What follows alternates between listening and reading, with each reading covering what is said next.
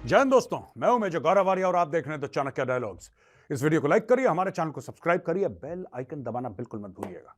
बात पाकिस्तान में भिखारियों के गैंग ने उमरा यानी हज जाने के लिए वीजा लिया और सऊदी अरब जाकर वो सभी भीख मांगने लगे। पाकिस्तान से फ्लाइट में भर भर कर ऐसे गैंग रोज गल्फ देशों में जा रहे हैं। कंगाल पाकिस्तान में हालात इतने खराब हो चुके हैं कि अब भिखारी भी वहां से भागने में ही भलाई समझते हैं। लेकिन गल्फ देशों में जाकर भीख मांगने वाले सभी पाकिस्तानी हालात के मारे नहीं होते। पाकिस्तान से दुबई जाने वाले कई पेशेवर लोग भी वहां भीख मांगने लगते हैं। पाकिस्तान ने भीख की एक पूरी अर्थव्यवस्था विकसित कर ली है। भीख मांगने की इस पाकिस्तानी व्यवस्था से सभी खाड़ी देश परेशान है। इसलिए अब देखिए, जिन्ना का देश भिक्षावृत्ति ही उद्देश्य। दुनिया में सबसे ज्यादा भिखारी पाकिस्तान से बैरून मुल्क जाते हैं। अपडेट करते चलें, भीख मांगने सऊदी अरब जाने वाली फैमिली के 16 अफराद को गिरफ्तार कर लिया गया। मुल्तान से उमरा पर वीजे पर सऊदी अरब जाने वाली एक फैमिली से शक की बुनियाद पर पूछताछ की गई। दौरान तफ्तीश इंकशाफ हुआ कि पूरी फैमिली भीख मांगने के लिए सऊदी अरब जा रही थी। आपको बताऊंगा, लेकिन पहले चूंकि दुबई की बात हो रही है तो मैं आपको दुबई के बारे में बताता हूं। 319 भिखारी गिरफ्तार हुए हैं और माशाल्लाह से अभी अगली जुमले पे आपका सर फखर से बुलंद होगा, उसमें से 253 पाकिस्तानी है। कैसा? 253 पाकिस्तानी है। दुबई में जो सबसे ज्यादा तादाद है किसी फॉरेनर्स की, वो भारतीयों की है और पाकिस्तानी जो है वो दूसरे नंबर पर आते हैं। भारतीय सबसे ज्यादा है दुबई में, पाकिस्तानी दूसरे नंबर पर आते हैं, लेकिन मांगने में पाकिस्तानी पहले नंबर पर आते हैं। हम पाकिस्तान में हो तो दुनिया भर से मांग रहे होते हैं और दुनिया भर में जब चले जाए तो वहां से मांग रहे होते हैं। ये इंडिया से जंग करके हमने क्या चांद पर जाना है? ये बड़ी गहरी बात की है कि वो चांद पे चले गए और हमने तो चांद पे जाएंगे जंग करके? ओ यार, पाकिस्तान अभी उस स्टेज पर है, हमें शर्म आती है। बिलावल साहब ने इंडिया की बात की तो हम उसके हवाले से बात कर रहे हैं। वहाँ पे भी तो 14 लाख की आर्मी है, वो तो नहीं आते अपने पॉलिटिशियंस में या पॉलिटिक्स में आते उस तरीके से।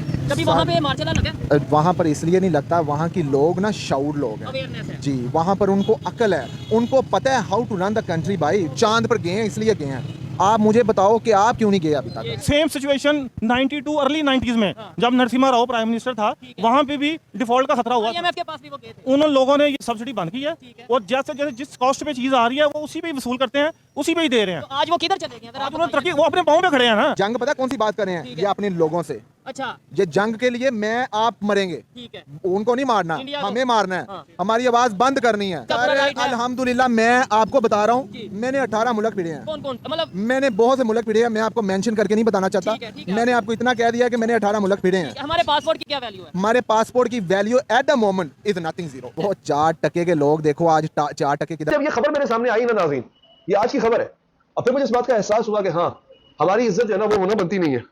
जो माशाल्लाह से हमारा हाल है, हमारी इज्जत करना बनती नहीं है। हालांकि आबादी भारत की ज्यादा है, भारत में भी और दुबई में भी, वहां भी बहुत गुर्बत है, लेकिन हमें गुर्बत भी है और गैरत भी चली गई है। गुर्बत है मगर गैरत भी चली गई है हमारे अंदर। अच्छा, अब अरब मीडिया की रिपोर्ट के मुताबिक गिरफ्तार होने वालों में 167 मर्द जबकि 152 खवातीन शामिल हैं। मजे की बात है, रिपोर्ट के मुताबिक इन गिरफ्तार अफराद में से 9 को ईद उल फितर की छुट्टियों के दौरान गिरफ्तार किया गया। डेली मेल एक अखबार है, बस उसकी खबर डेली मेल की। उसने कहा है कि जनाब दुबई में औसतन एक भिखारी महाना 55,000 पाउंड, जो कि पाकिस्तान में तकरीबन 83 लाख रुपए बनते हैं, वो कमाता है। यानी एक पाकिस्तानी जो वहां भीख मांग रहा था वो महीने का 83 लाख रुपया कमा रहा था। तो सोच, इंसान हैरत में पड़ जाता है। दिल करता है कि जो हम काम कर रहे हैं छोड़ दें, मैं एंकरिंग छोड़ दूं यार, मैं साल में इतना नहीं कमा पाता।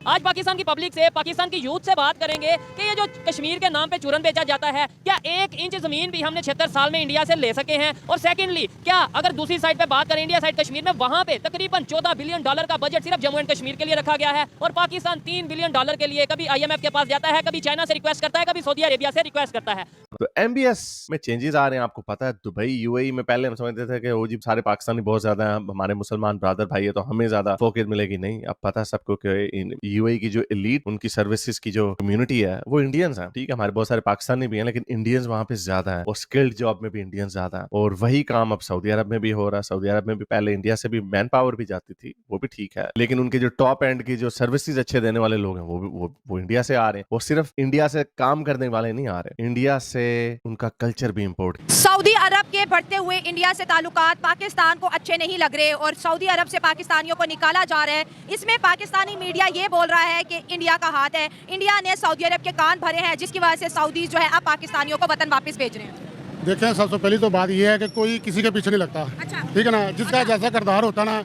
वो वैसा ही बिहेव करता है। बड़े लोगों सऊदी अरब जो है पाकिस्तानियों को निकाल रहे हैं, कहते निकलो यहाँ से, आपकी जरूरत नहीं है, हमें भीख मांगते हो अरबी के कपड़े पहन के।